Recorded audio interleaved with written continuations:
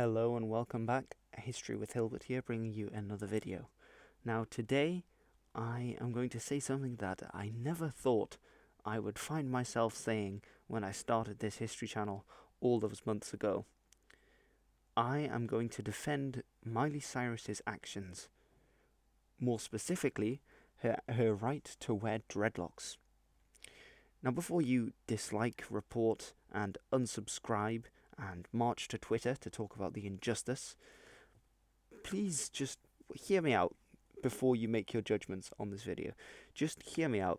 As this is History with Hilbert, I will obviously be talking about the historical aspect of dreadlocks, rather than the social or political implications in the modern world.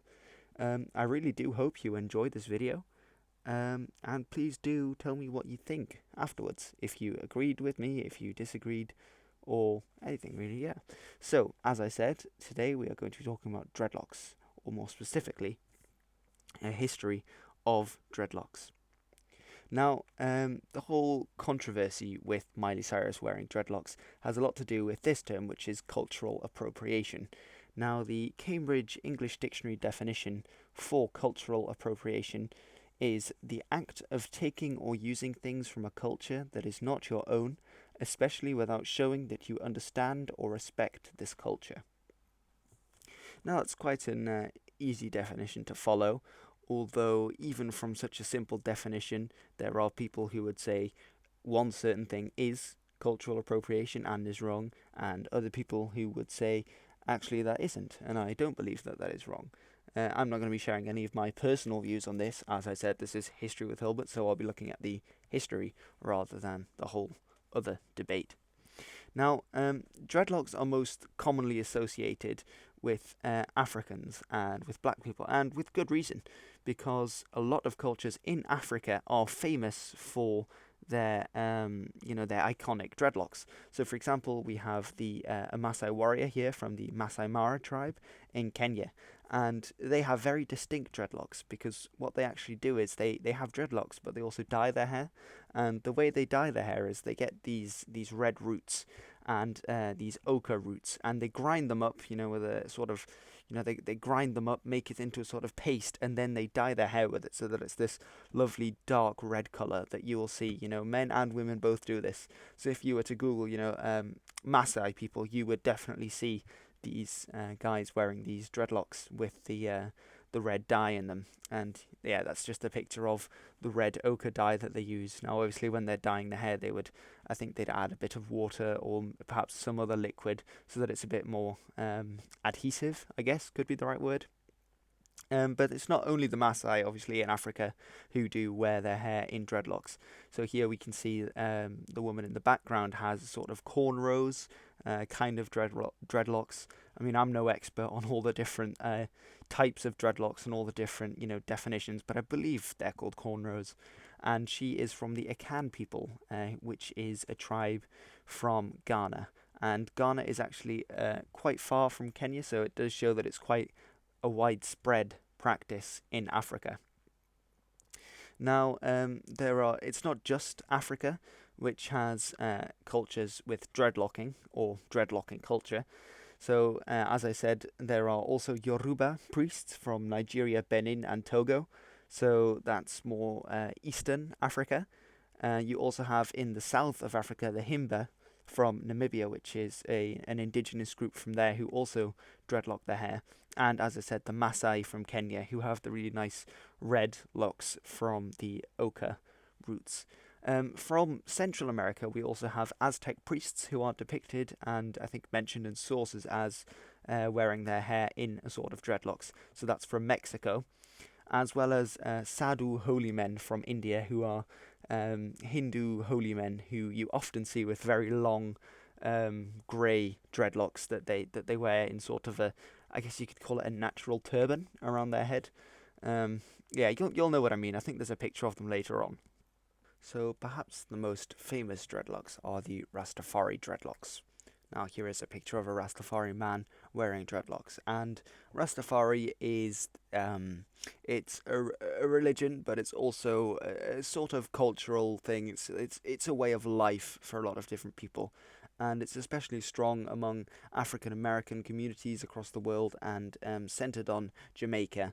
And also, it has strong ties with Ethiopia, which is sort of where a lot of their beliefs are based on.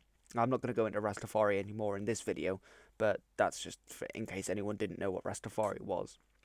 Now, as I said, the dreadlocks, the Rastafari dreadlocks, are quite iconic and quite famous. For example, the man in the beginning of the video was Bob Marley, and I'm sure you'll all have heard of Bob Marley. And Bob Marley was a Jamaican, very good musician, and he had dreadlocks. He's very famous for having dreadlocks. Now, the reason why Jamaica is so associated with dreadlocks is rather less happy than Bob Marley's music. It's actually because Africans were taken to Jamaica during the slave trade, and because of this, they also brought their culture and their dreadlocks. So there must have been people from areas in Africa where they did dreadlock their hair, and that then carried over to Jamaica, which is why Jamaica is now famous for that kind of thing. Now, we're going to look at the bigger picture of dreadlocking, and it's actually a bigger picture that a lot of people don't know about, and I'm hoping that I can teach some people about in this video. So, the Celts, very different from the Jamaicans, are often described as having very rough, very wild, thick hair. And in fact, they're famous for their eye-catching, their garish fashion choices, like, being painted completely in woad, or going into battle naked, or spiking up their hair, that kind of thing. So with the people like the Celts, it's entirely plausible to think that they could have dreadlocks, because they're not a people that, like the Romans. Like, if you think of the Romans, you think dreadlocks, it doesn't really fit with their image, but the Celts, it totally could. And in fact, there are several sources that describe Celtic hair, and one of them even says they had hair like snakes. Now, on this coin, we can see that this bloke has either very, very thick hair, or, in my opinion, dreadlocks. Now, it's a bit hard to tell, and because they're quite thin, they're not the same as the sort of the more African Rastafari locks that we saw in the previous slide, but there are different kinds of dreadlocks. So this could be an example of Celtic dreadlocks. Now, we also have here this image from a little later from early Christians in the Middle East. Now, this is James the Just, and if you look at his hair, and in fact his beard, you can see that he also has either very, very thick, matted together hair, or dreadlocks. Now, I think that this guy also has dreadlocks. I mean, that's definitely what it looks like to me. I mean, you can make your own mind up about this, but I'd say that's quite good evidence for, at least some people in the Middle East at this time period having dreadlocks. And now here we have a picture of two Minoan boxes from Crete, from the ancient Minoan civilization, which was around at roughly the same time as Mycenae, some people might have heard of. They were involved in the attack on Troy. So if you sort of think of that time frame, the Minoans were just before this period. And if you look at their hair, I'd say it would be very difficult to argue that they do not have dreadlocks. Now, there are actually a lot of examples from ancient Greece of people with dreadlocked hair. Now, this is the ancient Greek god of the sun, Kouros. Now, if you look at his hair, he's got dreadlocks. That guy has dreadlocks, and that's the ancient Greek god of the sun. Now, here we also have a hoplite shown on a vase. Now, if you look closely at the hair as well, that also looks a lot like dreadlocks. Now we're going to take a look at some etymology, because this wouldn't be History with Hilbert without some etymology. Now, remember the ancient Greek god of the sun, Kouros. Now, the name Kouros actually comes from the ancient Greek word kouros. So this Kouros gave us the name of the ancient Greek god of the sun, Kouros, but it also gave us another name, Cyrus. Now, this Cyrus is, for historians at least, would be like Cyrus the Great, the founder of the Persian Empire, who I will be doing a video on, so stay tuned if you're interested in the Persians. But Kouros and Cyrus also links back to the start of this video, to Miley Cyrus, because ultimately her surname comes from the ancient Greek Kouros and the ancient Greek sun god Kouros. So Hannah Montana can justify her fashion sense and her surname because they are both taken from the ancient Greek god Kouros, who is shown to be wearing dreadlocks. Now, in summary, I would say that people of all culture, races, and creeds have for millennia, and still are wearing dreadlocks. Now, these were just a few examples that I've put together in this short video. You know, there are lots of different examples of different peoples wearing dreadlocks. And, you know, with cultures, there is not something that belongs to just one culture. If you look at history, the amount of cultural melting, the amount of cultural fusing that's happened to create the different, aspects of culture today. There's just so much, and if you start saying, well, one, you can't do this because you belong to this culture.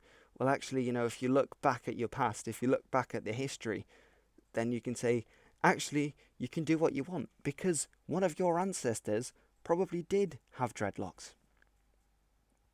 Alright guys, well, thank you very much for watching this video. This has been another one with History with Hilbert where I've been discussing dreadlocks.